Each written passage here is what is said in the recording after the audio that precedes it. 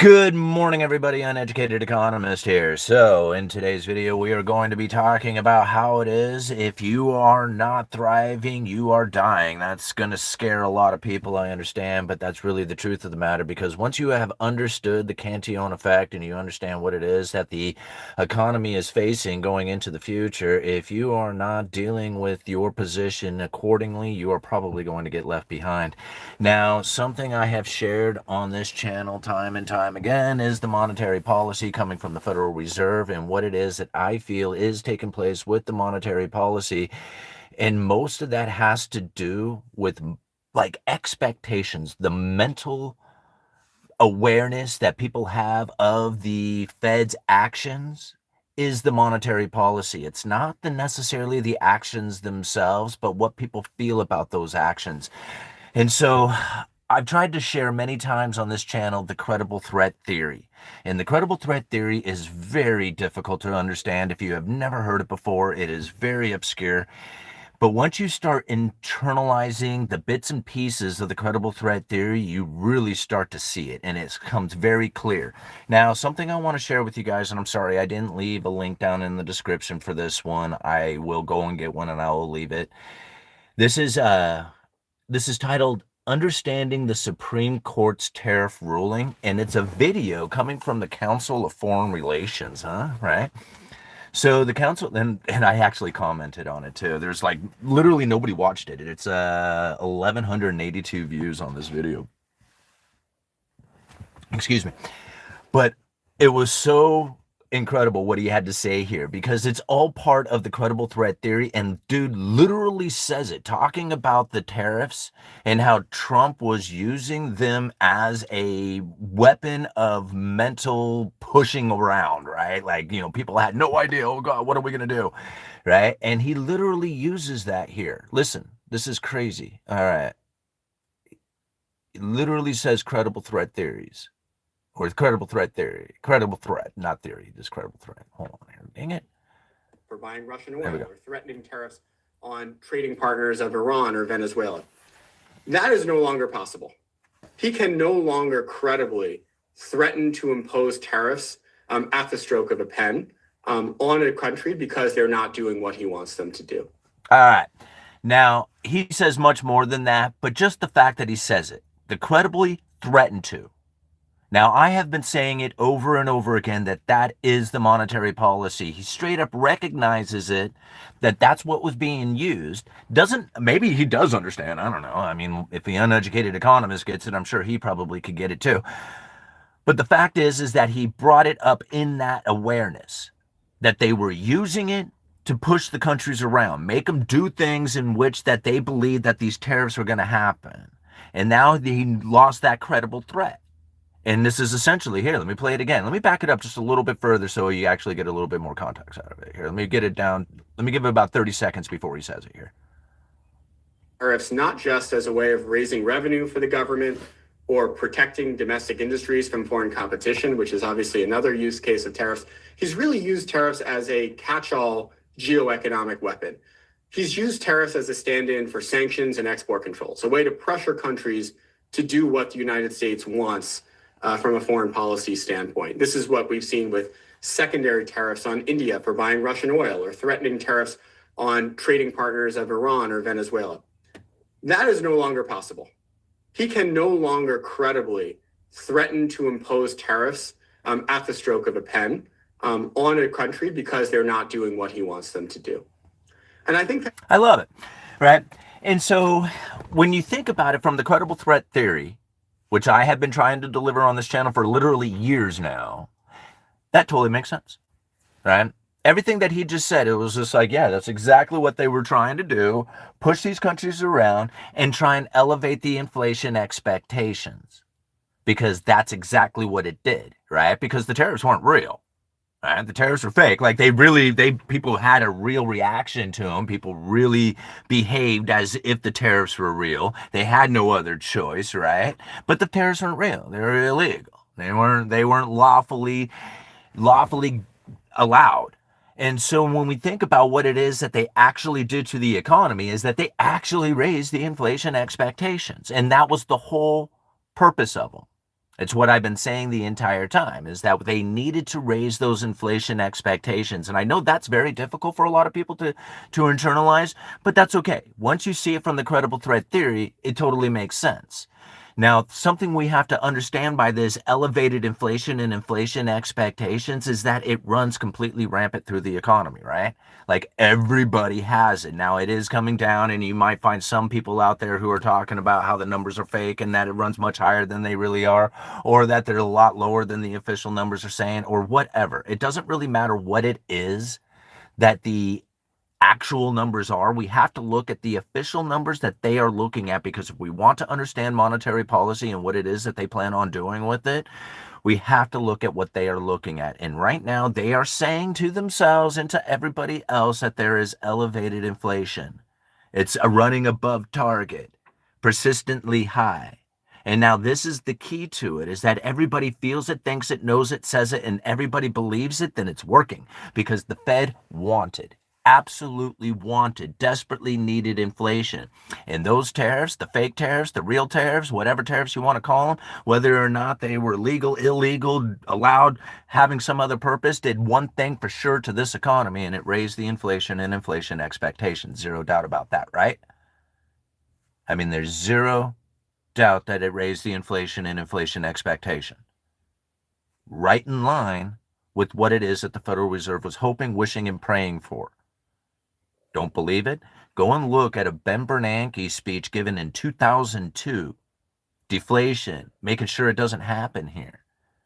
An entire speech dedicated to the idea of what it was that the Federal Reserve was going to do once they hit the lower bound of zero and no more downward adjustment in their Fed funds rate was allowed. This is like dangerous territory for the Federal Reserve to operate in. They do not want to be at zero interest rates. The last thing in the world they want to be there. Last thing in the world they want to do is be printing up money like crazy. A lot of people want to believe it, but that's not the truth. That's not what it is that they want to do. And if people want to believe that, then they're going to miss out on the idea of things like tariffs being used as a credible threat to elevate the inflation so that they can have their ammo back. And that blows people's minds. They don't understand. And how is it that you're going to survive or even thrive in this economy if you don't get this? It's almost impossible. You're left up to the whims of some crazy lunatic economist out there sitting in some car trying to babble on about monetary policy and not making sense. What are you going to do about it? You better dive into the theories, and you better dive into the documents delivered by the Federal Reserve themselves so that you can grasp it. Now, there's an entire place that you can go to. It's called the UE University, where there's entire documents given by the Federal Reserve that have been highlighted for you to recognize the credible threat theory with. There's a link down in the description. You don't even have to trust me anymore. You can just go and read it for yourself. And it's free for another week.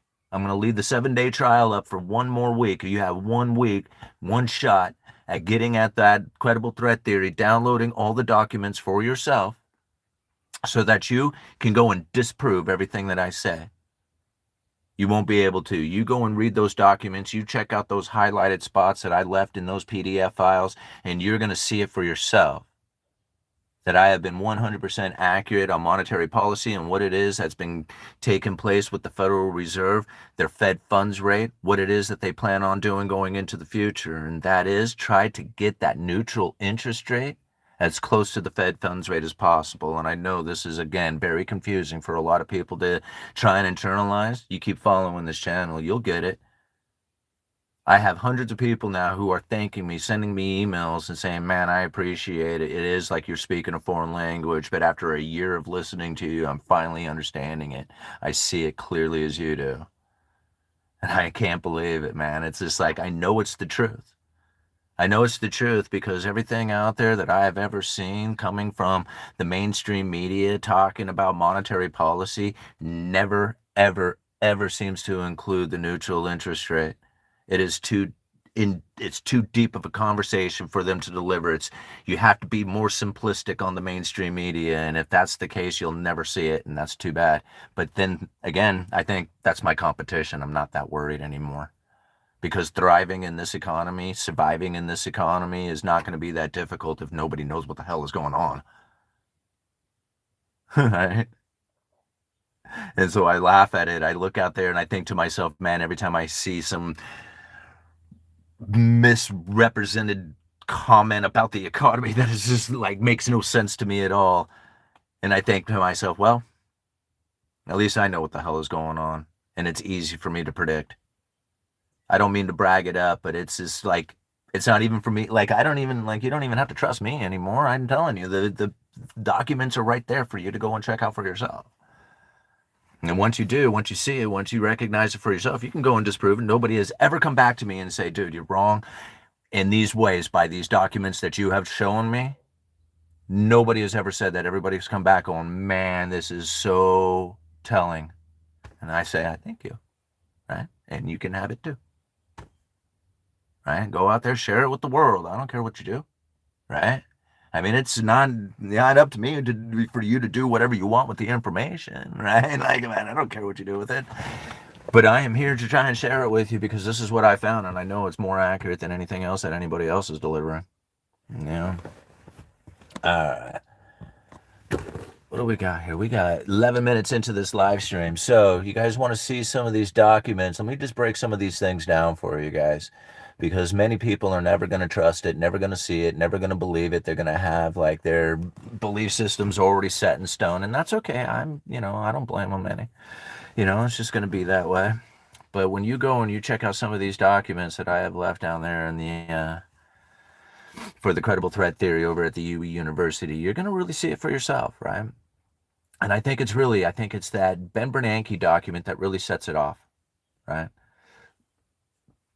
He says it right in there that, excuse me, he says it right in there that they knew that they were going to be operating at the lower bound of zero. See, this is really what kicks it off. If you can internalize this part of it, this is 2002. You got to think about it. Ben Bernanke, 2002. The conclusion that deflation is always reversible under a fiat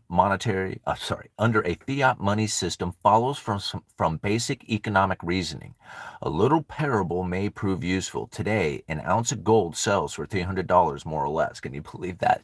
2002, gold $300 more or less. Now suppose that a modern alchemist solves his subject's oldest problem by finding a way to produce unlimited amounts of gold at essentially no cost.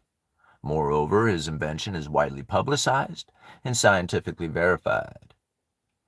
And he announces his intention to begin massive production of gold within days. What happens to the price of gold? Presumably, the potentially unlimited supply of cheap gold would cause the market price of gold to plummet. Indeed, if the market for gold is to any degree efficient, the price of gold would collapse immediately after the announcement of the invention, before the alchemist produced and marketed a single ounce of the yellow metal. Now, you think about it. This is Ben Bernanke, 2002, talking about what they are going to do when the Fed funds rate hits the lower bound of zero. And he says, well, hold on one second. Before I go into it any deeper, let me tell you this little story about a guy who invents this hypothetical gold machine. Widely publicized, scientifically verified what would happen to the price of gold even before the guy produces a single ounce of the yellow metal. Boom, right? Market's reaction. That's tariffs. Same thing. It was the tariffs. Tariffs weren't real. Scientifically verified, proven, whatever. Same thing, right? Now, this is what Ben Bernanke said right before that in this speech. Let me start with some general observations about monetary policy at the zero bound, sweeping under the rug for a moment some technical operation issues. As I have mentioned, some observers have concluded that when central banks' policy rates fall to zero, its practical minimum, monetary policy loses its ability to further stimulate aggregate demand and the economy. At broad conceptual level, and in my view, in practice as well, this conclusion is clearly mistaken. So when the Federal Reserve has their Fed funds rate at zero and no more downward adjustment is available to them, they are stuck. They have no more room to adjust monetary policy. This is a bad deal. Ben Bernanke says, Not a problem. Not a problem. At a broad conceptual level, and in my view, in practice as well, this conclusion is clearly mistaken, he says. No, no, no, no. You hit the lower bound of zero, you're not done. He says you're not done. Indeed, under fiat, that is paper, money system, a government, in practice with the central bank in cooperation with other agencies, should always be able to generate increased nominal spending. Spending, remember, it's all about spending. Increased nominal spending and inflation, even when the short-term nominal interest rate is at zero. So now you see this. This is him saying once the Fed funds rate has hit zero, no more downward adjustment is available to them. They say no problem, right? No problem. Set that tool aside for just a second. You're operating at the lower bound of zero, not a problem, because we can always, under a fiat money system, generate spending. Let me tell you about a little story. And then he goes in to talk about the gold machine. Do you see what's going on here, guys? He's talking about them spending and then goes into a gold machine, a hypothetical gold machine that pushes people into a behavior. Think about the tariffs that have taken place. Think about Jerome Powell and the independence of the Federal Reserve. Firing Jerome Powell because he won't lower interest rates. He has no power to lower interest rates. It's a complete credible threat. Nobody knows it. Nobody understands the FOMC. The only people who understand the FOMC are a handful of people here on the Uneducated Economist and maybe like Joseph Wang, right? Like everybody else just talks about Powell. And it's like, what does Powell have to do with anything? All right, moving on here. I didn't realize that my computer's almost dead here. It's only got 4%. What else do you guys want to hear about? You guys having fun? 17 minutes into this, 168 people watching, 160 people watching. 31 likes. Continue to hit that like button. All right. Man, look at all this. Okay, common denominator both. Spend more than you can tax. It's the way of America. We all forgot about Alan Greenspan. I didn't forget about him. Damn you, Bernanke. The Federal Reserve is anti-constitutional. Human trafficking was the cornerstone. Do you guys have anything else to talk about? Deja vu. Only needy people, greater than 80% of us. Ben Bernanke needs to go back to Jekyll Island and rewrite some things. See, this is where the unfortunate consequences of like most understandings of the Federal Reserve is that people will blame them like they caused inflation, and I'm like, yeah, they want you to believe that because it works out in their favor. It totally works in their favor. If you have elevated inflation and inflation expectations, it's totally going to work in their favor, and I don't know how many people know that. And it's them saying it. It's not even me. Go and look at the documents that I leave at the Credible Threat Theory at the UE University. Put the link down in the description. But it's right here at Monetary Policy Strategies for a Low Neutral Interest Rate World. Ironically, the problem we need to solve these days is a risk of inflation that is persistently too low rather than too high. That was delivered November of 2018. Again, documents down in the description of this video. UE University, go and get it for free. You got one more week to get it, a 7-day free trial, and then I'm going to end the free trial. And then you're going to have to start paying for it after that. Because this stuff is too valuable to just give away anymore. All right? And I don't know what it is that people are going to do without it, because nothing else is right. Everything else is wrong. I mean, and I don't know how many times that I have to say the same story over and over again for months now. People saying, dude, you always repeat the same thing. And I'm thinking, well, who is more accurate? The person who's repeating the exact same thing, saying what it is, that he's using facts and in issues that have been talked about from the Federal Reserve, guiding the monetary policy. And I'm repeating it over and over again, step by step by step, as we go through it, never deviating, never changing, never looking back and saying, oh, well, here's where they screwed up, here's where they lied, here's where all this other stuff. And I'm saying, no, this is going exactly according to plan, according to them. And they want you to believe it and know it, that there is inflation expectations, because persistently high is exactly the goal. Okay? I don't mean to sound arrogant and weird and mean and all that other stuff about it, but it's got to get through at some point, right? And go again. You got one more week to go get that information. It looks like all these speeches, they are all highlighted right there for you to go look at. Right? Documents that you will never find anywhere from anybody. These are things that I have collected, literally sifting through thousands of these things so that I can deliver about 20, maybe 20 of these things. You know how valuable these 20 documents are? Literally nobody pieced it together like this. And maybe it's not for you. Right? Maybe that's what it is. Maybe it's not for somebody who's not average working class individual dude. Maybe it's, unless you're that guy, maybe it's not for you. Like I can imagine maybe you're no CEO or you got like $100 million in stock portfolio or whatever. Yeah, you don't need this information, not at all, Lanny. I mean, you're way higher than this stuff, right? You know what the Federal Reserve is doing. You know they're going to be bowing down to Trump's will and doing all that other stuff, right? You don't need this stuff. It's the working class individual who needs this stuff because that's where it was delivered from. Simon, mention your Patreon channel. Deja vu, I need to spend time on Patreon writing. You know what? I do. Patreon is a place that I need to spend more time on actually writing because when I write, I actually find it to be somewhat therapeutic. You know what I mean? Clicking away on that keyboard. Thank you, Deja. I really appreciate you mentioning that. Will the Treasury and the Fed merge? Fed merge? No.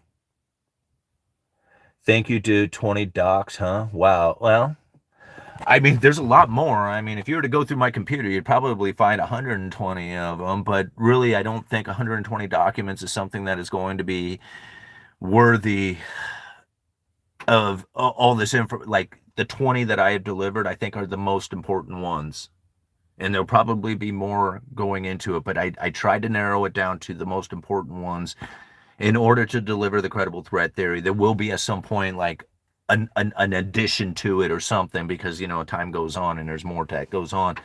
But to understand what it is that I have delivered inside of the credible threat theory documents is just like once you have internalized it, it's just like holy crap, man, you cannot see it any other way. And it becomes something that of obvious. Like, think about it. How much noise was there about Lisa Cook? Remember that? I mean, what happened to that noise? Gone, right? I said it was going to go away. They just use it as a credible threat to push the idea that the Fed independence. Right? Here's what's something that's really interesting is that, okay, okay. All right, let's get into the conspiracy theories. I love it. All right. So here's the idea that I had rolling around in my head, and I brought it up a while back and I said something about it, but it seems to be playing out a lot more in this idea too, is that now the credible threat of tariffs comes to this game two plan, which I said was going to get launched, and it did on the same day, right? It was so funny. Like to me, it was just like, why don't you just launch game two plan right away and just circumvent the idea, or just, basically make the Supreme Court irrelevant at that point. But they got to use the Supreme Court up to the end, right? So once they had deemed it illegal, now they launch game two plan. But this is only for what, 150 days or whatever it is until Congress can approve it, and then they expire. So they have an expiration that's attached to them. Now, what I find very interesting is as that expiration starts to come up, we're also going to have Jerome Powell independence, or I'm sorry, Jerome Powell term coming to an end. Now, this is something that's interesting is that if you look at the legal documents of this, right, and I don't know what video I had left these in, but I can go and get them at some point.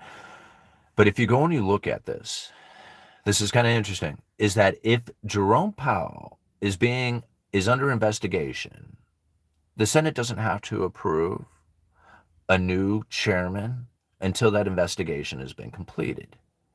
If the investigation has not been completed and a new chairman has not been, confirmed, then the old chairman sits in that position even after his term has expired until the new chairman has been deemed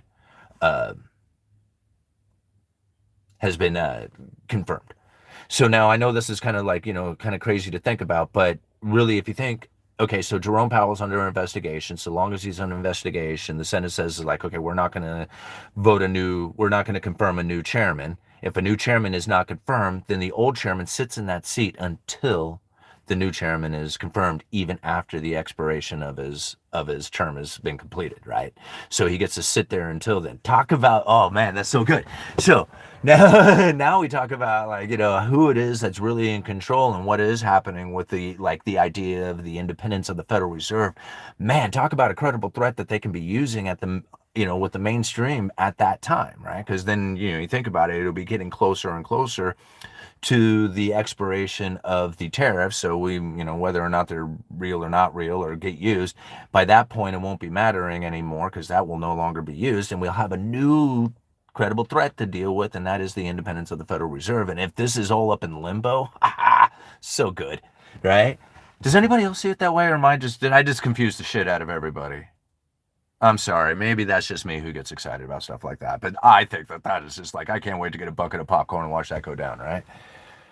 Anybody else? Hit the thumbs up button if you think that that's going to be a fun time. Go. uh, I believe you will find that his greatness is the best of all the beasties. Playing chess, not checkers. I can dig it. Hirschwalker couldn't string a complete, comprehensive English sentence to save his life. Huh, who's that? Hirschwalker beat Daryl Green in a 100-yard dash, which is amazing. These videos on YouTube, Daryl Green had world-class speed. You guys don't want to talk about monetary policy or not? Okay, let's cruise back up here. 73, 187 people watching with 73 likes. Everybody's loving it. All right, Deja, hit the thumbs up. We love DNA. All right, so the economy is going to be less restricted. That means money will be flowing in the market. Yeah, and you have to really think about it. Like, who is it really less restricted for? The spenders, right? I mean, even you think about it. Even this thing is going to die. I can't go back to it. It's got 1% left. But you think about it. You got Ben Bernanke saying it that they can always, under a fiat money system, stimulate spending. Like, that's like ultimately what he said there earlier when we were reading from his speech. And so you think about, who is it that's spending right now? Who is the spenders, right? I mean, you can go and Google it. The top 10% of household incomes are doing 50% of the consumption. They're the spenders. Now, I don't have any proof of it, but it's pretty obvious out there, and I think there's articles that are now saying it as well, that if the top 10% are doing 50% of the consumption in the economy, then it's probably safe to assume that the next 10% after the first 10, the next 10%, the 10 to 20%, portion is doing an additional 50% of the remaining consumption that's out there. I mean, that's pretty safe, like maybe ish, right? So that really leaves the top 20% of households doing close to 70% of the consumption, maybe even more, maybe less, who knows? But close to 70% of the consumption. That means 80% of the people out there, right? Everybody is doing the remaining 30% of the consumption that's going on within the economy. We're hardly doing anything at all. Now, this is the problem. I don't know how many people know this is it right here. So if you can understand that now 30% of the consumption is done by 80% of the people, and that 70% of the consumption is done by just 20% of the people, 80% of the people are flipping burgers. They're loading up 2x4s, right? They're driving a truck. These are the people who are doing 30% of the consumption. Now, if we go out there and we work real hard and we do a few extra hours and get a little bit of overtime, we're going to do a little bit tiny more consumption. Just a little bit. That's it. We're not going to do that much more consumption. No matter how much more money you give us, we don't do that much to begin with. So if you go and give us a bunch of money, we'll go with our consumption, and that's it. Very limited stimulus. All right? Doesn't do very much for us because it doesn't work. That's the problem, because there was a time it did. And that's where it's really scary for us now, is because as a working class individual, there was a time when if you got a raise, if you got into some overtime, if you took an extra job, extra money, right? You increased your amount of consumption.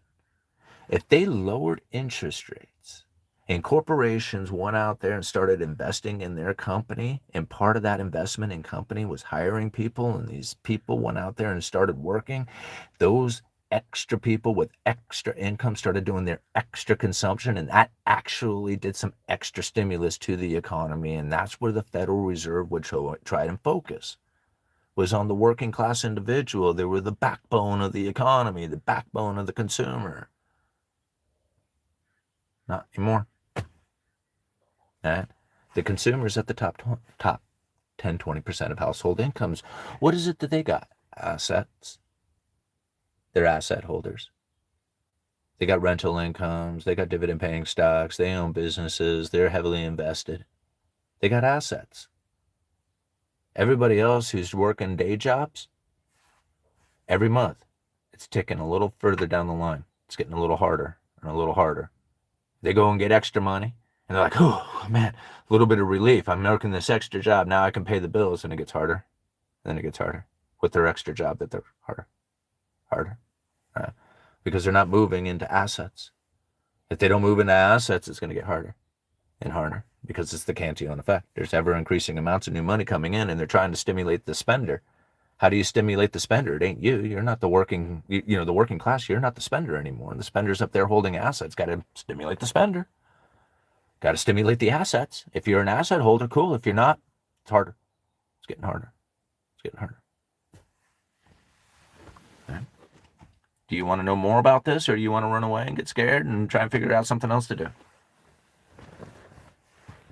The links are down in the description. You got 7 days. 7-day free trial. Go and check it out for yourself. Get all the documents. Check it out. Right? I mean, what do you have to lose? Nothing. Absolutely nothing. And then you can join the community, and you can break down the Uneducated Economist's Uneducated Economist credible threat theory. There's nobody else who's delivering it, just me.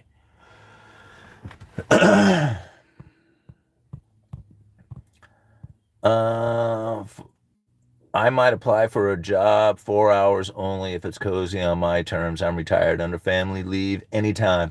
Yeah, and see, like, you think about it. If you're able to take a second job and then all that money goes into buying assets, right?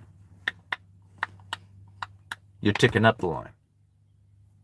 If you're not actively contributing to try and buying into something that is going to have a return, right? Dividend paying stocks, stock market in general, businesses, rental properties is probably the best. I just got back from the ORAC convention, right? ORAC seminar for Mike Zuber, and you listen to my water ball.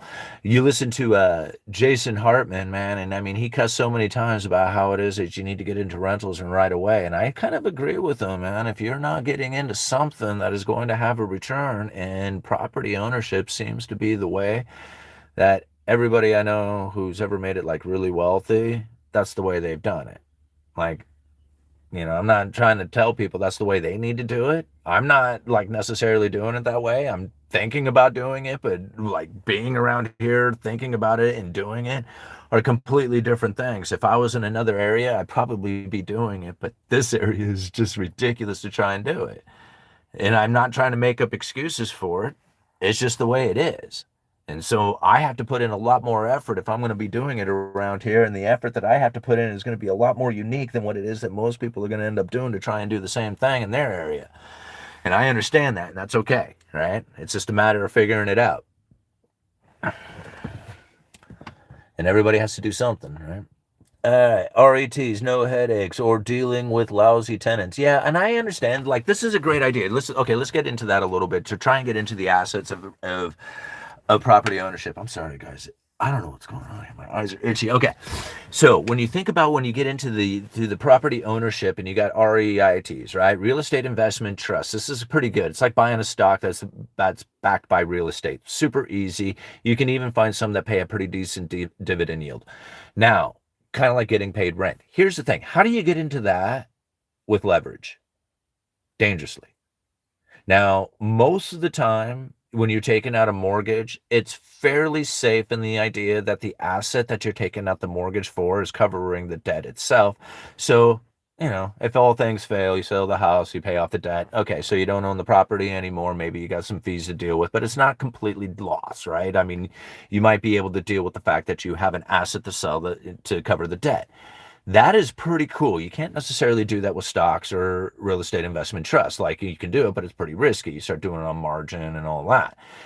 Mortgages that are paid by the tenant itself while you just sit back and watch the asset grow, it's pretty unique to real estate in mortgage lending, right? Low interest rate loans, assets that grow over time, the asset itself pays for the loan. Yeah, not a lot of stuff out there can do it that way. Like you can find some carry trades out there where you can borrow money cheaply, put it out there towards something that has a high yield to it. Hopefully the thing that has a high yield to it pays for pays for the debt that you have. But again, you're taking on some risk and you have to kind of be really aware of what it is that you're doing at that point. And I can't imagine like the taxes that you pay on something like that, where the taxes on real estate are just like pretty much all in line with the real estate holder, and so I'm not one to try and figure all that part out for you. I'm just like, I've thought about it, I've thought about that too. I've thought about everything that you could ever possibly think about when it comes to what it is that the average everyday person can do. Number one thing you should probably do if you don't have it is to level up your skills, to be industrious. And I know for a lot of people that might not be the first thing, but for me it is. If you can be industrious, if you can figure out how to make money, and not just money at a day job, but then figure out how it is that you can go out there and make money other ways, then being industrious is going to be the first key to it. Because if you can be industrious, then you can start putting that money towards something, right? But if you're not industrious to take care of your life, then you have to work incredibly hard at finding those perfect assets that are going to pay you and never fail. But if you have something else going on in your life that you can like basically maintain your life and then really take some decent calculated risks, right? To me, like that's the resilience, right? That's the resilience that you're kind of looking for. Other people, they're like, screw the W-2, don't I? And I totally get it. Like, I don't really want to go to show up for work every day. And I mean, I like eventually would like to think, yeah, I don't need my W-2 anymore. But to knock it in such a way to say that if you have a W-2 and you are actually using it to your advantage and wanting to be, continuing on, with the efforts that you have put into it, to say like this is a wrong maneuver, I think is really misunderstanding of your own position and what it is that you need to do. Because allowing somebody else to tell you what it is that you need in your life is is absolutely incorrect, right? For some people out there, you're going to find it that they don't need that much stuff and they don't even want that much stuff. In fact, having stuff is kind of like, maintenance and having to, security and protect and all the other crap that goes along with it. Some people just really want to enjoy experiences and that's it. They don't want stuff.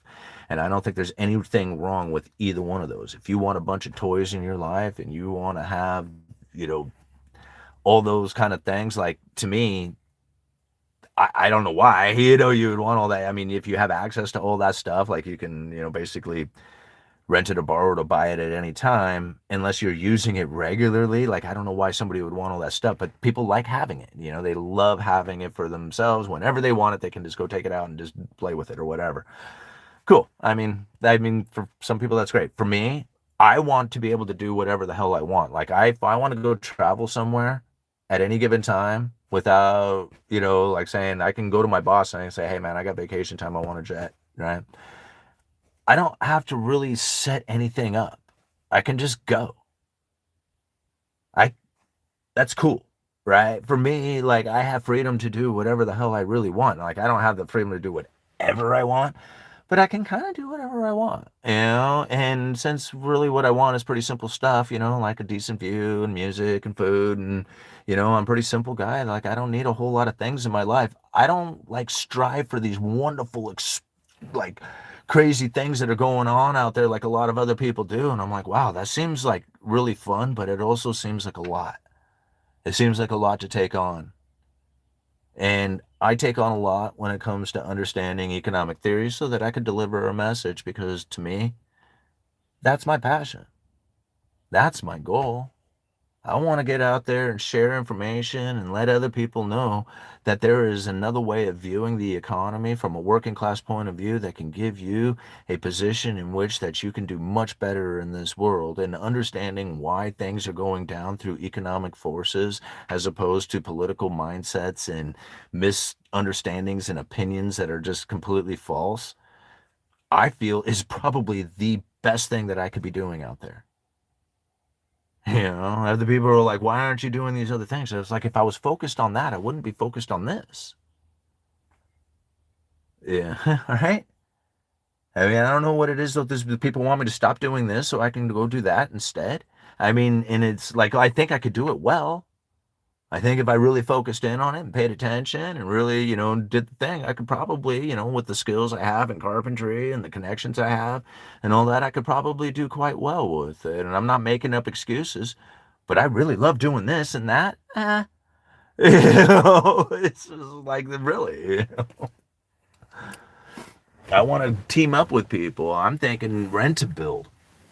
See, now I got something that I'm a little bit more into, like my ideas of what it is I think I could do. Is like if I could do a rent to build kind of idea, then I think I could use my skills a lot more creatively, usefully, and be more beneficial and take advantage of that in a way that trying to buy a rental property around here, I just can't seem to do because it's just stupidly expensive to buy a property.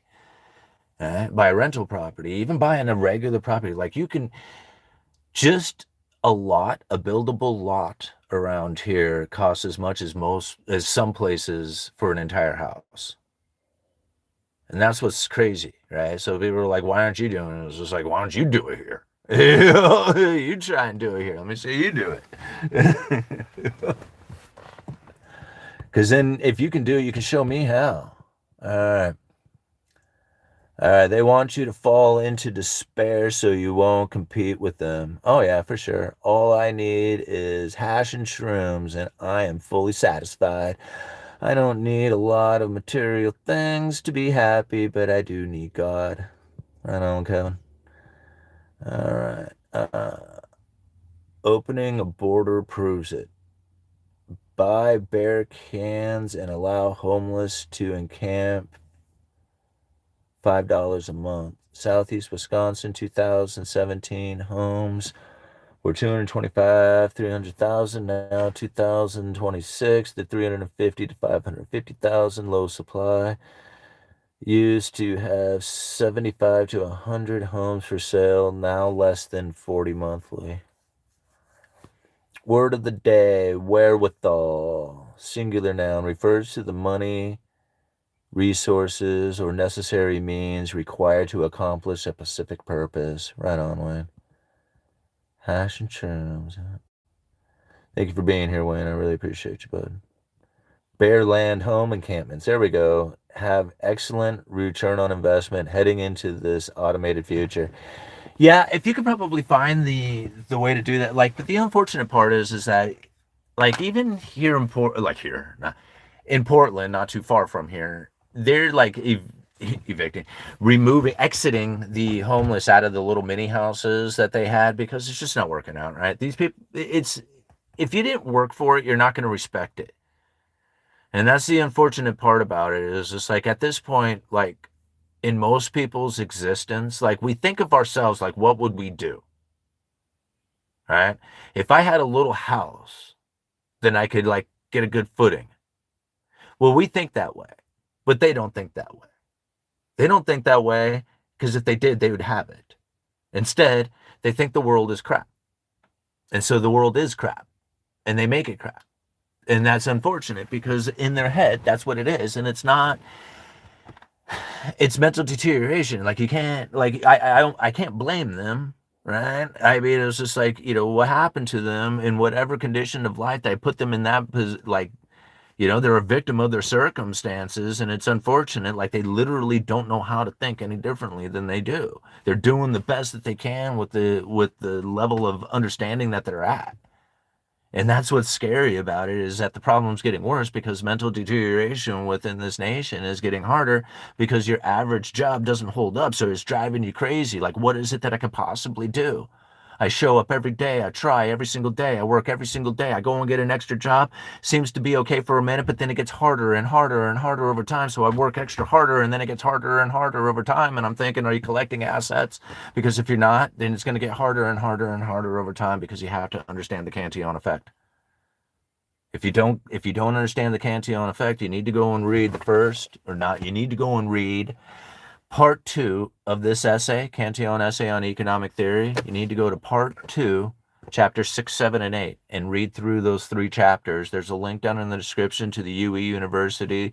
You're going to go and Follow the Money. It's a second course for free.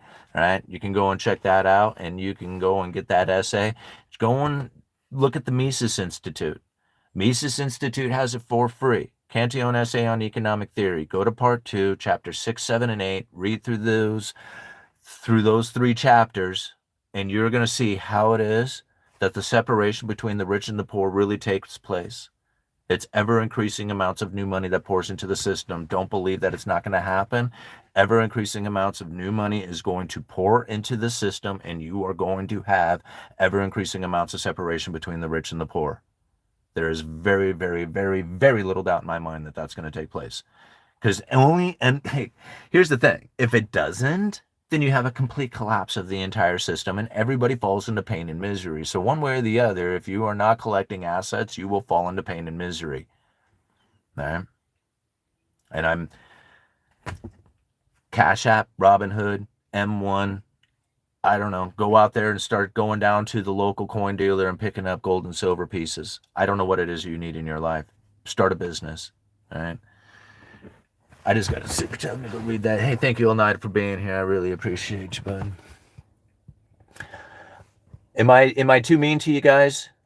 The mentality shapes the reality. Absolutely it does, Terry. I mean, and here's the thing, like, I find it in myself that a lot of times when I get worried about it, like, oh, what's going to happen with these things, or these bills piled up or something, like, everybody gets it no matter what. I don't care how rich you are, you got stuff happening in your life too. Excuse me, gee whiz. So I don't care who it is, how much you got, whatever. There's people who stress out about life in every way, right? And so I think about it, it doesn't really matter if you are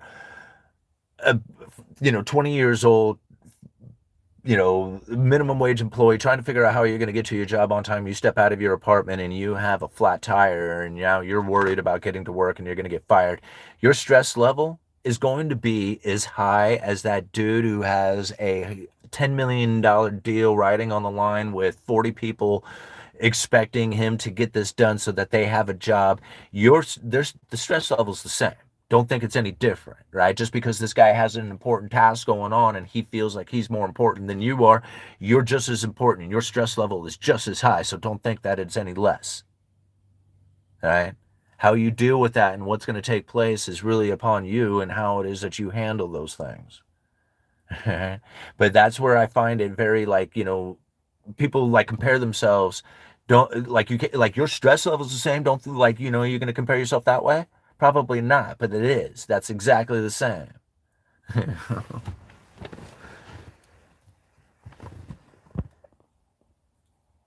Alrighty.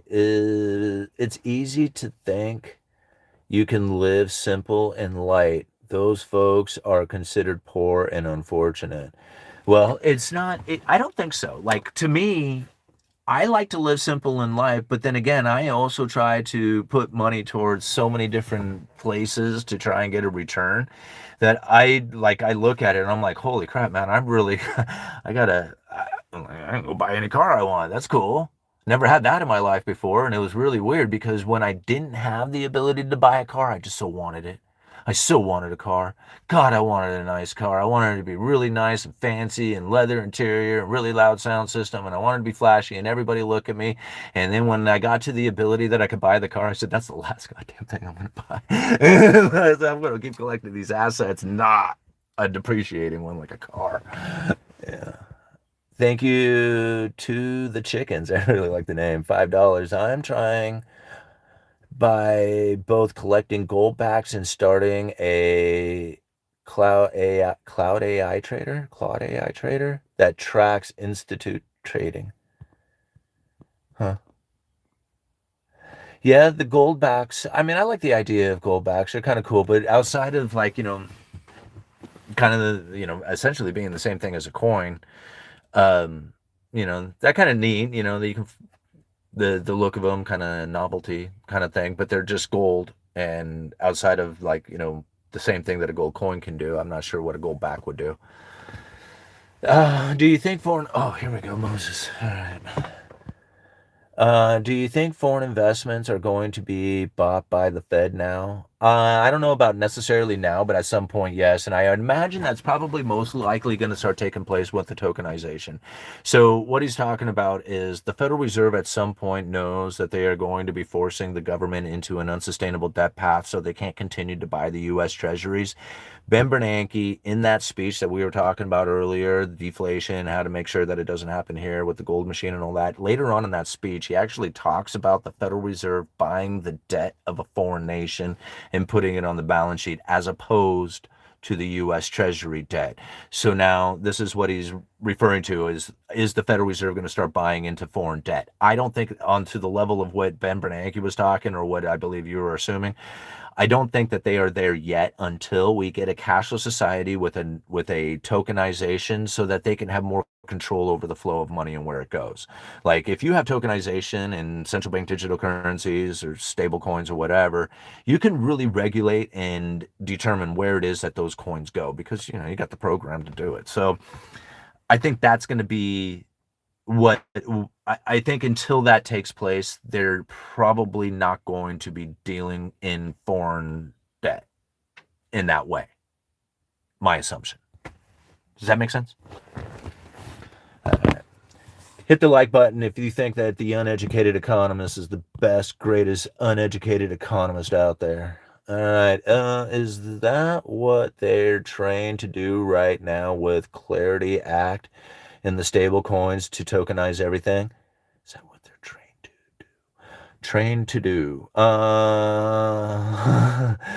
Okay. Yeah, I guess that's a kind of an odd way of looking at it, but I think that's the direction in which that the economy is headed and the banking system is headed is into tokenization. So yeah, stable coins and tokenization. Financial responsibility is job owning, nothing more. Wouldn't that foreign debt just be our debt anyways? I mean, we literally printed currency to the entire world for the last 80 years. Well, I guess so. I mean, if you look at it in a way that like if a if a current if okay, anything that is backed by the dollar, so like if you have a stable coin and you use dollars to back that stable coin, anything that's happening with monetary policy within the dollar transfers right into that stable coin, so long as that's what's backing it. Now, if you have a foreign currency out there and they're using dollars to back their currency, any monetary policy that has taken place with the Federal Reserve would then transfer into that currency as well. And so, in a roundabout way, yes, if they are very exposed to dollars and have a lot of U.S. Treasury debt on their balance sheet, essentially backing their currency, then yes, a lot of monetary policy would transfer right in and would be essentially the dollar itself because that's what it is, right? Now, that's not necessarily the case, but I would assume that it's probably quite prevalent out there that many nations out there are using US treasuries to back up their currencies or as an asset on their balance sheet, which is essentially backing up their currency. So, yeah. Does it have to be? No. Is it at the time? Probably most likely, yeah. All right. Growth is dead. Say goodbye to capitalism. No, not really. Not if you're in the top 20%. If you're an asset holder, you're kicking ass. You're doing quite well. You're looking in the wrong spot. You're looking at 80% of us. Don't look at the 80%. We're not doing it. We're not going to do well in this if we're not moving into the asset allocation kind of position. Capitalism ended in 1985 with the Plaza Accord. No, just for most people. Hey, Yui, when Alberta leaves Canada and uses the USD as a reserve currency backed by Alberta's natural resources, do you think it will sink the Canadian currency? Is that a real thing?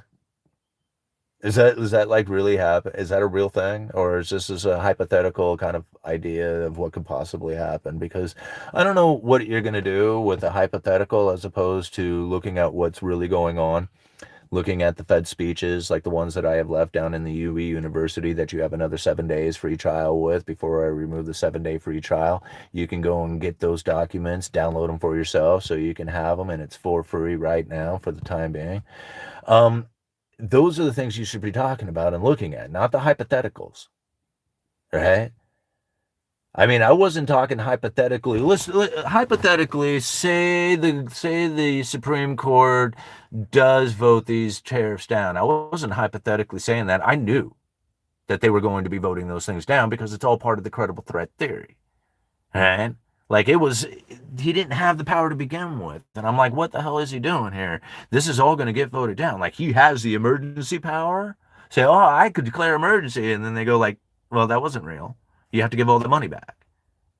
Well, now something really happened to the economy, right? Like all that stuff. Oh man, he didn't get his way. Poor Trump, he never gets his way. Oh, but what did happen? Elevated inflation expectation, raised the neutral interest rate in the top 20%, got handed a bunch of money. Here you go, asset holders. Don't think it didn't happen. Right? Like, I mean, if you can't see it this way, then you're going to miss it and you're going to be wondering why it is you're being left behind. It's because you're not an asset holder, wondering why it is your assets are doing so damn well. You know, it's because, again, the raising of the neutral interest rate that's done on inflation expectation. The bottom 80% of the people are literally delivering the mentality to the economy that is boosting the top 10, 20% of households. It's crazy to think, I know, right? But if it was slave mentality that's doing it, you're absolutely right.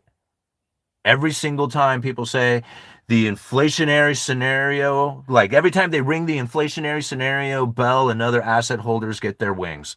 Think about it like that. Right? You know? I would vote.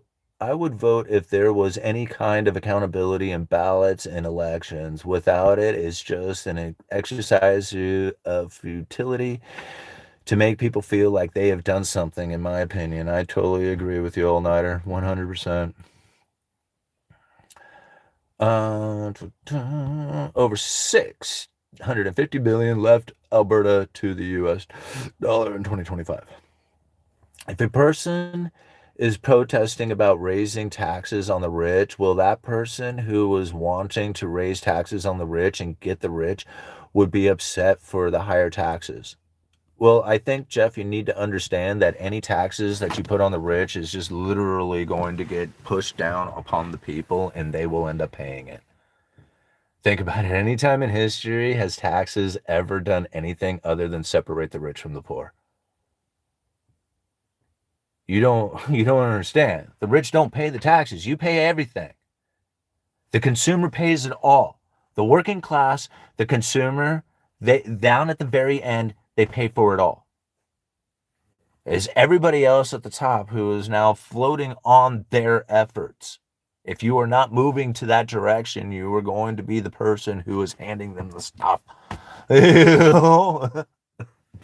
Every day you show up, every time you're handing them the stuff. Here you go. Here's all the stuff. You know, why don't I have anything? Because I'm constantly handing it to you instead of being in a position in which that I acquire it, which is being an asset holder. That's it. That's the two directions. All right, K-shaped economy, two tiers, whatever you want to call it. It's the Cantillon effect, and if you don't recognize it, you're going to get left behind. Links are down in the description. UE University. All the documents are there for you for free for the next 7 days. Go and check it out for yourself. Be part of the community and actually know how to position yourself accordingly. None of this takes into account how AI is going to completely reshape the world. Yes, I mean, I don't know where it is that a lot of people think that technology is new to the idea of the Cantillon effect. That is simply not the case.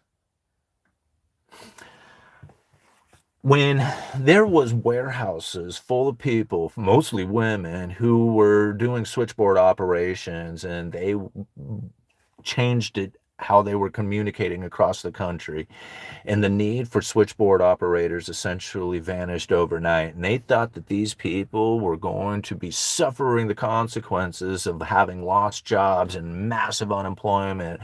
And although that probably took place in the initiation of it, all those women were freed up to go and pursue something in their life that was much more worthy than switchboard operation. And you think about what it is that took place after that was an expansion of women in the professional careers becoming doctors and lawyers and professionals and politicians and all the other stuff that had arisen from the removal of them being in this damn warehouse doing switchboard operations. And so when you think about what it is that technology does for the individual, is it actually frees them up to go and pursue what it is that they should really be doing with their life.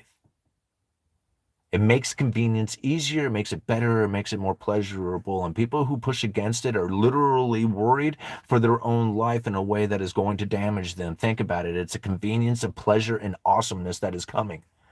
If you don't think about it that way, and you think about it as being deteriorating and harmful and disruptive and destructive, then that's exactly the experience that you're going to get from it, I assure you.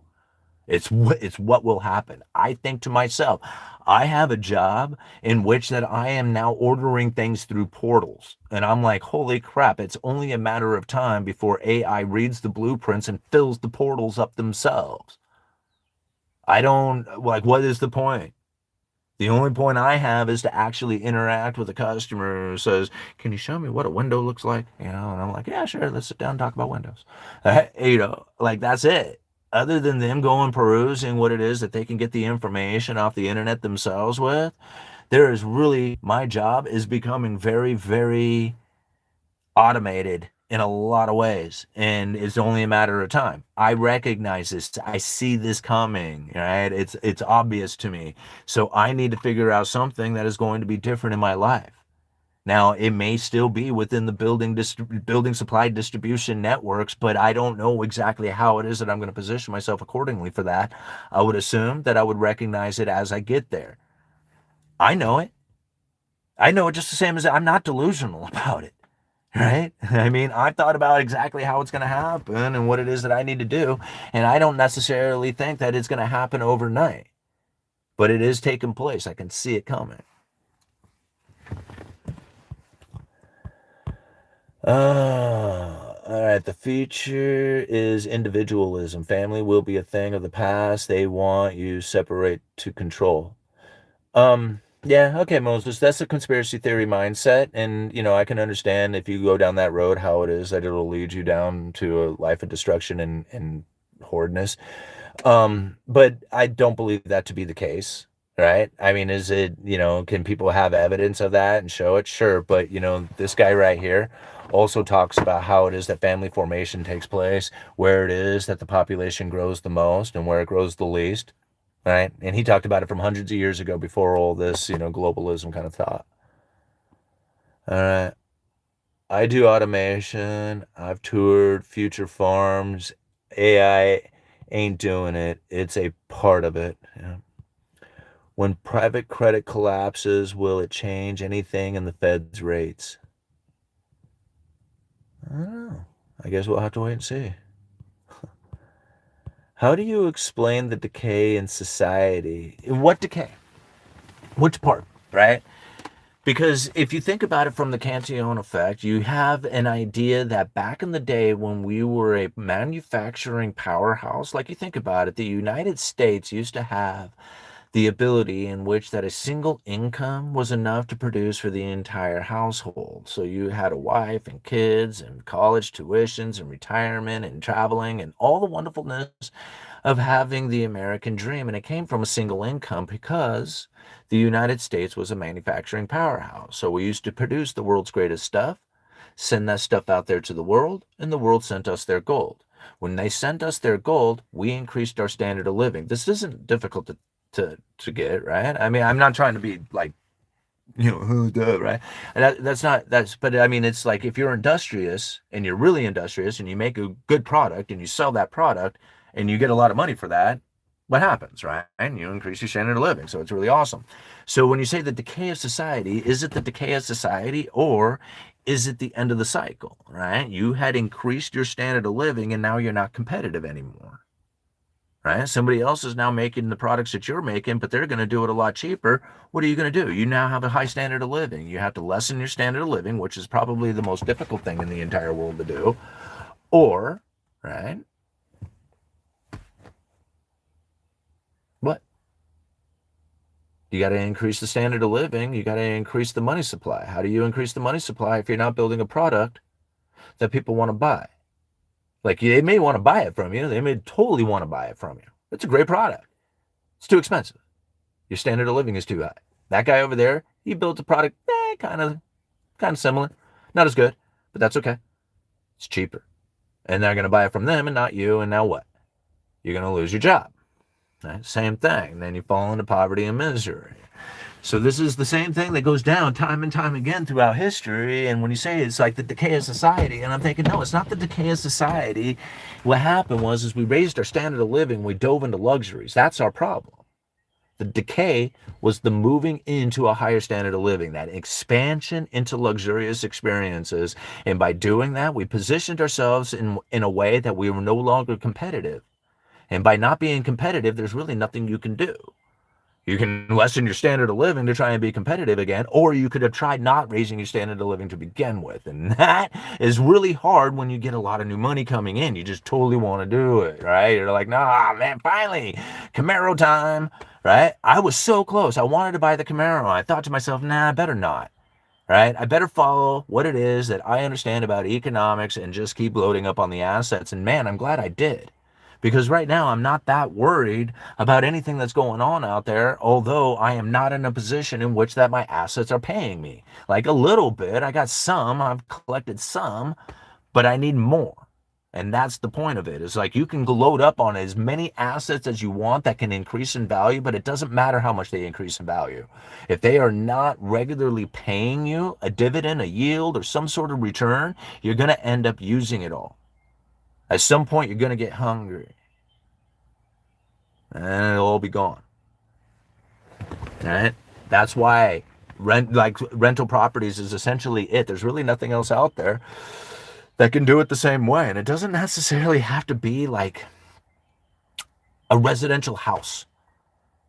I mean, there are so many types of rentals out there, storage units, and there was people who had creative, like that whole camping, glamping thing, whatever the hell that means, To me, it's like sleeping in somebody's backyard, yeah?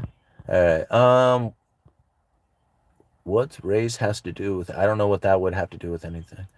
All right, my stay-at-home wife was chastised for helping, said the negative words she had to deal with. Luxuries, brain, moral decay. All right, lots of things. I rent semi-truck trailers. Yeah. See, right there. MMA freaks? Perfect, man. See, this is awesome because, I don't even know. I guess maintenance on a trailer is probably fairly easy. It doesn't have any, motorized parts to it. So it's just I can imagine renting trailers out is probably like as long as it's in demand, it's probably fairly easy money. Yeah, I think storage units is fairly easy money. You don't have a tenant to deal with, no busted pipes and stuff like that. What's the worst? Leaky roofs, maybe security. I don't know. All right, what time is it, guys? It's almost 11. Simon, you can't look at everything through an economic prism. There are other dimensions. No, I think I can. All right, they pay for most of the wearables on trailer. They pay for most of the, yeah. I like the Joneses. I just don't keep up with them. You win, Jones. All right. A leaking roof. Yeah, like storage units, like, the roof leaks. Like, that's like, what do you have to worry about, security and leaky roofs. uh, oh,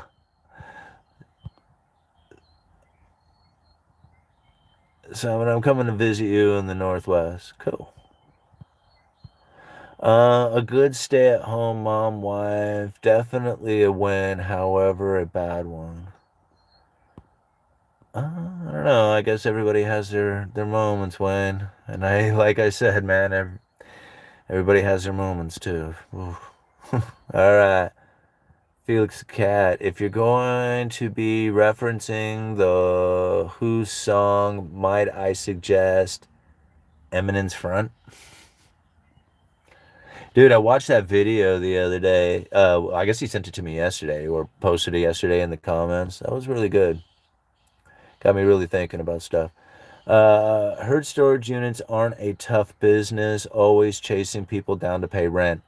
Yeah, I can imagine that one would be a little bit difficult on that side. Like you can't, like where the people are living, but you don't necessarily know where the people are living or are at when it comes to the rental storage unit, right? But you know where they're.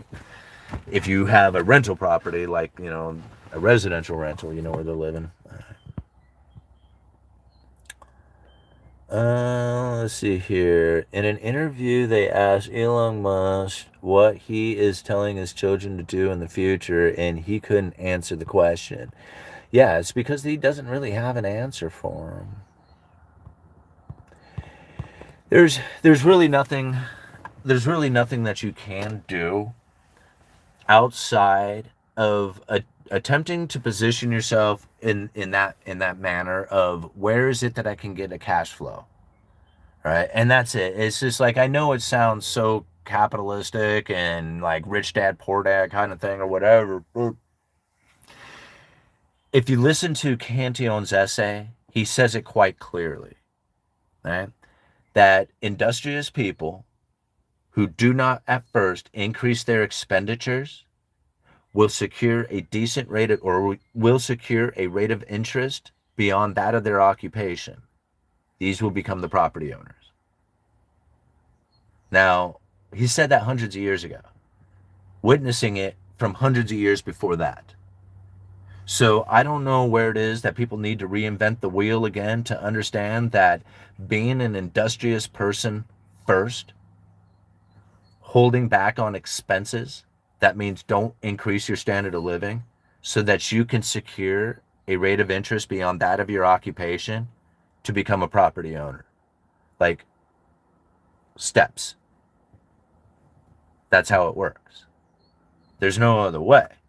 Now, people can take a shortcut, take, advantage, take, maybe unique steps to them in order to acquire these things.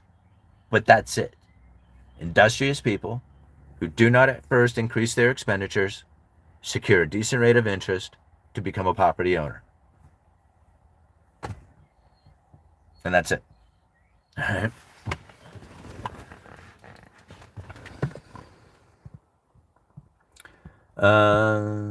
They tell you kids, here you go. Yeah, that's probably it. Here you go. You can have all this. All right. It's going to be bleak for the future of the young for a way of life. America is dying. Rich people are not going to tell you what they tell their kids. Robert Kiyosaki is wrong about a lot of things. Bitcoin is one of them. I'm just talking about the cash flow part of things. I'm like, there's a million things that people say, and I don't know everything that Robert Kiyosaki has said. I'm just talking about the cash flow portion of things, like getting into cash flowing assets. Like, everything else, well, I mean, you got to take it and leave it for whatever it is. See, this is the thing that I found is that a lot of times you'll find people who will say, I won't listen to that person. They don't know what they're talking about. I'm thinking, do you ever think that maybe, just maybe, they might have a little piece of information that you were not aware of yet? And that you are missing out on it because you just don't want to listen to that person? And I'm thinking, they might have something that you could use. All the rest of it may not have been worthy, but they said one thing that went, oh man, that that was something I hadn't thought of yet. Yeah. As much as I don't like all the rest of the things that you said, that part I'm going to take home. All right. And now I don't know how many times that's happened to me, but it's a lot. And so I come to the understanding that I never really push back against the idea of listening to somebody. I'll listen to them. And if they have something that is worthy of retaining, I'll keep it. Otherwise, I'll be like, nope, no good. you know? All right. Being a burn is not participating in society that hates you. Oh, being a bum. Being a burn. God, I can't see nothing through these glasses. Even these glasses are no longer working. Cantor Fitzgerald is rumored to have bought a ton of CDSs, credit default swaps on the tariffs, so they would be the ones getting paid back. A lot of people have something worth retaining, even the dumb ones.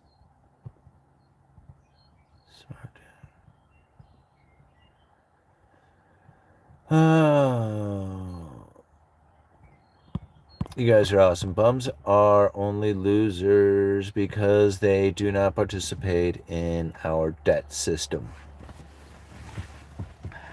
I mean, to each their own. Everybody has to do their own way, but I would have to say that if you're leaving the place less better off because of your presence, you're leaving garbage, you're leaving, you're not like, it's okay to walk this earth so long as you leave it in the condition that that you had experienced it in. Right? Like, if you don't want to participate, don't participate, but don't screw it up for anybody else. Don't leave the garbage, don't disruptive, don't do any of that stuff. Just exist on your own. Fine. Nobody's going to bother you. Nobody's going to care. But if you start being disruptive, if you start deteriorating it for the rest of us, then we have a problem here, right? Like, and nobody cares if you don't want to do anything. But then other people want to do something. You can't blame them for wanting to do something. And if there's something is creating a better place to be, and you have a group that's deteriorating that, then what do you think is going to end up happening? All right, what do you think is going to end up happening if you have a group of people who want to make it better and then you have a group of people who are deteriorating that? Who do you think is going to get angry first and most?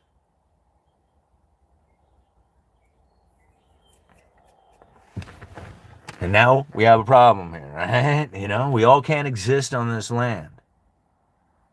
There's not enough natural resources for us all to be here at the same time.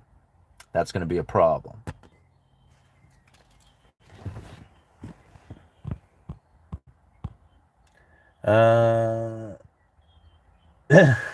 Right, Wayne? Sadly, up until recently, most homeless people were the result of addiction and mental illness. However, the dynamic has changed. Absolutely, it has. And Nathan, I totally agree with that. I absolutely agree with that. Is that it's getting harder and harder each and every single day for people to get themselves off the streets. Even if you're not addicted to drugs and all that, it's hard enough just to make it, even if you have a decent support system. I think about it. My wife and I were able to graduate high school with part-time jobs, able to rent an apartment and get out the day. Like, she moved out before she graduated high school, living on her own in that apartment. And the day I graduated high school, I moved in with her. We've been together ever since. Two kids graduating high school, living in an apartment back in 1995 was incredibly difficult. It was really hard. We lived off of leftover buffet pizza literally for a year because we couldn't afford anything else. And she worked at that pizza parlor who would bring home all the dried out pizza that nobody ate after the buffet, and it was all we had.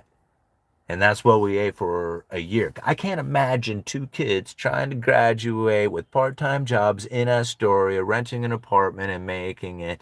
And it's like not even a chance in the world. Now, her mom had moved away. She was living here with her sister. Her sister had to move away too because it was so difficult to make it here. Right? She found other ways someplace else. Not to try and say or anything against anybody here, it was hard. My wife and I, we struggled very, very much. And it took a very long time before we were able to get ourselves into a position in which that we were able to actually say, okay, we're kind of doing it now. All right. But it took a long time, and we had to level up our skills. We had to earn more money. We had to do the savings. We had to do all the stuff. And at times, it started getting really hard.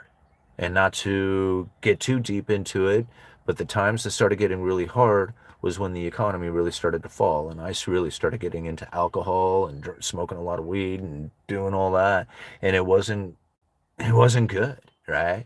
Like I myself was deteriorating along with the economy itself. I recognized that I didn't even go homeless, but I could see how it was going to happen. Right? If I had let it deteriorate into that, I don't know where I'd be today. Because if I was on the streets now, can you imagine trying to get off the streets today?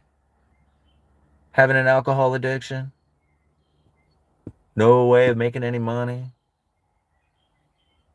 God, it would be almost impossible. I can't imagine it. It was like it's already hard enough just trying to pay the bills, right? Not terribly hard, but I mean, it's just like, every month it seems like what, there's another one. Of course there is, right? I mean, I was going to buy assets with that, but what is going to happen? No, I got to pay this bill or that bill, right?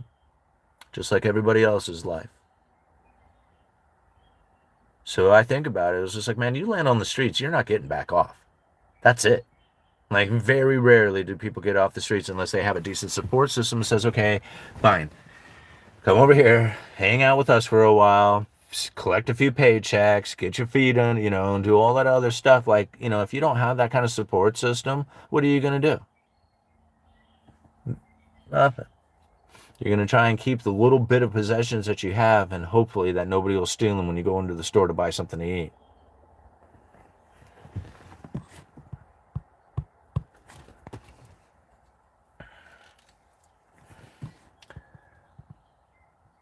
And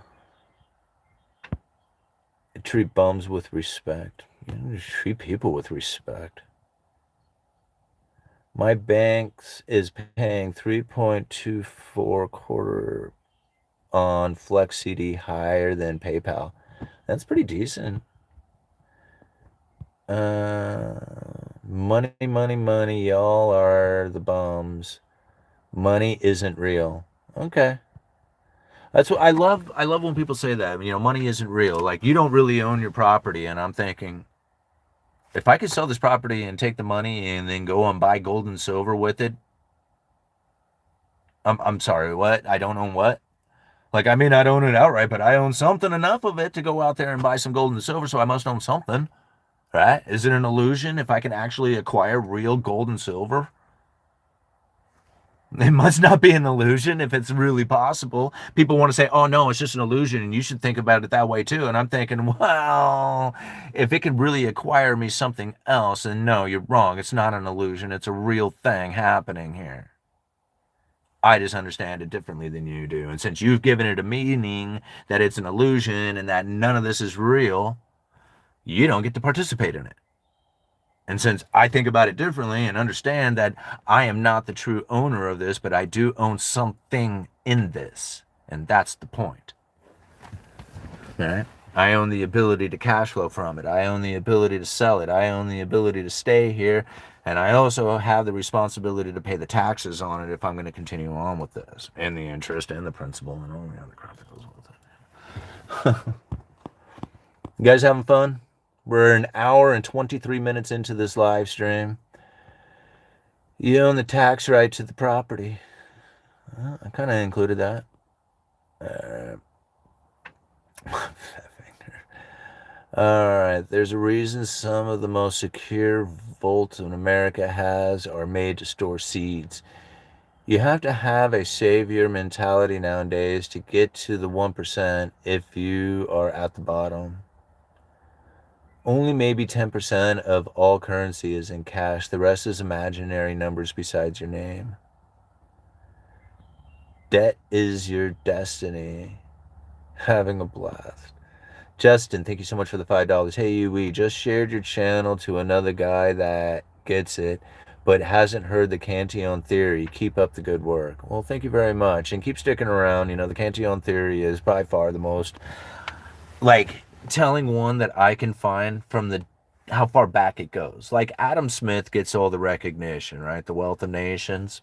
But really, Cantillon effect, Cantillon essay predates Adam Smith. So when I think about how old the Cantillon essay is and some of the economic forces that he was recognizing within that essay, those are the things that I key in on, right? Is to say, okay, well, you know, yes, it is a very old essay, horses and wagons, whatever, but he is recognizing economic forces that are at play. If you can recognize those economic forces today, it tells a much different story. Pretty soon, you're not blaming politics or greed or whatever. You're saying this is what happens when you expand the money supplies. You can expect these particular things, and the separation between the rich and the poor is one of them. The evidence of that and the characteristics of that are going to be different, but really it's the same thing that's happening, is that separation with all the concentration of money. Yeah. Every billionaire comes with another government printing press. Why is it so smoky out here? Somebody's like firing up a fire around here. Okay. Are you beginning to get the picture? I don't mind that. I'm going to work 40-hour job to get rich. Probably not. No, in fact, I mean that's actually, I don't even know if that's really possible. Right? At this point, I don't know if that's really possible to work a 40-hour job and be able to get rich. I don't think that's actually a real thing anymore. Or ever was, really. I mean, it was kind of something possible, you know, back in the day that, you know, if you were somewhat disciplined, you could probably like, you know, secure it, but it was still asset allocation that got you there, right? It was investing into a pension or 401k or stocks or business or something. It generally didn't come from just working in savings. Now, there might have been a time, like, you know, way back in the day, that you could have worked and saved and then had enough in savings to actually, you know, carry through an existence. But really it was more of like, you know, you had a savings and you lived with family until you died or something because you had big families. Today it's not the same. Like working a 9 to 5 job or a 40-hour a week job, your W-2 job is for sustaining your existence, but it will never take you any further than that. Now, if you can figure out how to get it to sustain your existence and then you go for extra, don't level up on the extra with a higher standard of living. You level up on the extra with more asset allocation until your asset allocation is no longer capable from your leveling up. Then you got to level up again. You got to figure out something else beyond that, because this is what's going to end up happening. Is that I hope people really get it. Is that you understand that the day job is already starting to deteriorate, and not do enough, right? So there was a time in our lives, even from Generation X timeward, is that you could go out and get a job and that job would have been enough. It didn't really matter what you were doing. You just had to be somewhat disciplined with it, right? But that's now fading away and you can't really do it that way. Now you have to have like team up with other people, roommates, whatever, you know, trying to figure out how it is that you're going to be able to make it through this world.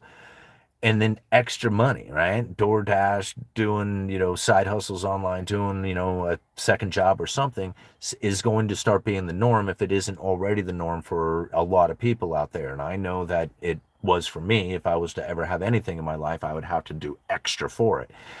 So the more that people do that, the more they're going to have to do it. And the more they have to do it, the less it's going to be able to provide for them going into the future. And so they're going to be like, damn, now I work a day job and a side hustle and it's still not enough. And it's going to continue to be that way, because the moment that you actually went and got more industrious, Most likely you leveled up, went and got a better an apartment, got a better car, got better clothing, ate better food, went out and had, better times. And that's where the failure is, because that was the expansion into the luxurious experience. So if you didn't move into the luxurious experience but instead moved into asset allocation of some sort, right? Even, the idea that you're getting into real estate investment trust or something so that you could get a return on the idea of a real estate, but it doesn't really matter. It's like, how do you find a yield anywhere? It doesn't matter where it's at. You have to figure that out for yourself. Some people are going to get in rental properties and they're going to be able to level it up, leverage it up by taking out debt and mortgages and then putting it into these rental properties and just keep recycling that event over and over again and do quite well at that. There's really nothing else that does it in an extreme fashion as fast and as easy as rental properties do. Do you take on a lot of risk? Is it a lot of work, a lot of time, a lot of effort, a lot of energy to get into that? Yeah, absolutely it is. But once you have gotten there, man, it's so easy. It's just like, look at all the money. It just flows in. It's like it's magic or something, okay? Now, getting there, hard. Once you got there, right, pretty cool. Doesn't necessarily have to happen there, but you have to think, man, how do I accumulate a lot of assets without borrowing money?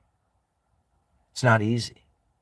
You can work all damn day, right? And you're going to be able to pick up a little bit of assets. You can get your boss to match on your 401k and you might get a little bit more assets. But you're not going to be able to keep up in a way that people who are doing it at the top are doing it. And this is where we're going to really start feeling the pain going into the future. I mean, you can take the information, you can take everything that I say and go like, I don't know this, whatever, right? I'm in the boat, guys. Right? Like, I'm in the boat with you. It's not like I'm any different, I mean, I figured out a way to cut back on my expenses and get what I feel is a decent amount of flow coming in, but it takes my presence, right? I mean, I have to show up every day to work. I have to show up every day for YouTube. I have to show up every day for bingo. I have to show up every day to do my thing. And there's a few little things that I have going on that have passive flow. I like the YouTube thing because I put out a video and it continues to operate. But only for a time. I have to put out another video at some point. I have to be out there hustling it on there as well. It takes presence. Very few things out there require no presence. And if you can set that up, this is the direction in which that the people at the top are accumulating ever increasing amounts of more. Because it doesn't require their presence to do it.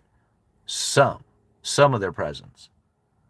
For most of us, it requires all our presence, and we don't have enough. We don't have enough time in the day. Right?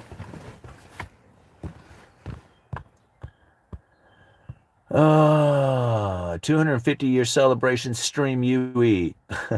I'm not sure what that means, but cool. Ramen noodles. How that lack of protein working out for you? Did he say bingo? Yes, I call bingo on the weekends. I have. I'm down at the local tavern. It's a great time. Been doing it for like 20 years. If you secure live entertainment, man, it's fun, right? If you secure your living conditions, your requirements every month with a rate of return on your money, you're good. Yeah, if you can do all kinds of things, bro. Like that part is like, yeah, if I could do all kinds of stuff, it would be awesome. Yeah. But like, how do you do it? Like if you weren't set up from the beginning, if your parents didn't do it for you, if you weren't aware of it and you're just sitting there busted out there on 18, graduated high school with a part-time job and you got a buddy who's saying, dude, let's rent a two-bedroom apartment and figure out how it is we're going to get through this world. And that's as far as you can get because you don't know anything else. You don't know how to secure anything else in your life. You know?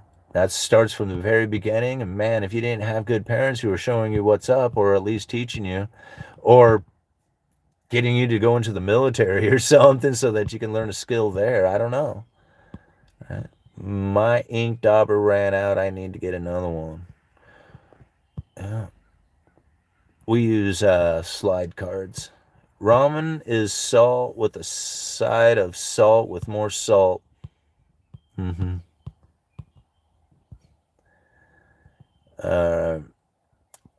Westerners have become a turd factories for crafted foods. Yeah, it kind of has. Alrighty, you guys are awesome. I think we should probably call it at that. We got 130, or I'm sorry, 204 people watching with 140 likes. Hour and 33 minutes into this live stream. I think it's really good stuff that we continue to break this thing down, understanding how it is that these economic forces play out each and every one of us, right? Knowing why it's taken place. This is right. You can put the blame. I mean, I used to point the finger a lot, and I think that's probably what we should end this with, is that I did too, right? I used to point the finger a lot at other things and saying, well, here's the problem. If we change that, all these other things would be like so much grander and awesomer in our life. And I come to the realization that that'll never change. And then even if it did, I would probably find something else that was still a problem, because the problems exist in so many mass proportions out there. It's like everywhere there's problems. But really, if you can recognize more of what it is that you need to do in order to get your way through this world, how to deal with those problems that are out there, knowing that they're not going to change, like, those problems are going to be there. But you don't have to necessarily be accepting of them in the way that you have been thinking that they need to change. You can deal with it in a much different fashion, right? We know, we know our jobs aren't going to keep up, right? We know it. We can get mad about it. We can blame the politicians. We can explain it to them how it's not going to keep up. We can talk about how the housing sucks, how the food is horrible. We can talk about all those things. But really, nothing is going to change about it. You can do something about it individually, which is difficult. It's a lot of work. We don't really necessarily want to go through all that ourselves, sacrifice and, trying to figure out how to position ourselves, because that can be costly in itself. We try to invest, lose the money, lessons learned. These are the things that we have to do every single day in order to understand how it is that we position ourselves. But once we figure that part out, and we will, all right, lessons learned, once you figure that part out, now you can actually do something that is going to be more progressive and more authentic to what it is that you need in your own existence. Not everybody's going to be that, not everybody's going to be a landlord. I get it, right? And I myself, I don't even necessarily like the idea of being like a landlord and going all through all that stuff. I do like the idea of being a capitalist. I do like being in a position in which that I can place money in a way that can then have the flow come towards me, and I really don't have to do much more than maintain the idea of where that money exists. That to me sounds great. Like that sounds wonderful. Like, why wouldn't you want that? But other people, no, they don't want that. They want something very different in their life, and there's nothing wrong with that, right? There's nothing wrong with anything that anybody wants in their existence, so long as you're trying to go for it and not blame other people. Dad. Yeah, what's up, bud? We're gonna go see Susie in like 45 minutes. Oh, we're taking off to go see Susie? Cool, I want to go see Susie. Right. All right, we're taking off anyway, guys. So thank you much for being here. What's up? You want to say hi to these guys? Yeah. You guys want to ask Freddie a question? All right. We're going to give him just a second to ask Freddie a question, and then I almost won concert playing bar bingo one time. Concert tickets? I don't know. Oh, won concert tickets. Is that what they're saying? Gosh, Freddie, you're so good at this. Okay. All right.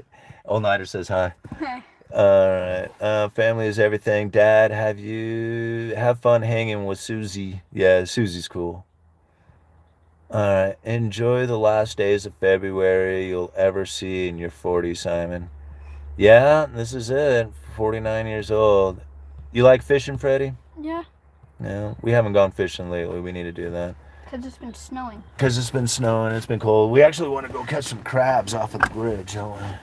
Seaside. Out in Seaside. Hey, Freddie. All right. I predicted 6-3. My life is awesome because God. That's good. It's not raining. Enjoy it. Yeah, it's not raining right now anyway. I know. Yeah, right now. It was raining pretty good earlier. All right. I guess we're done. Alright. Uneducated Economist. You want me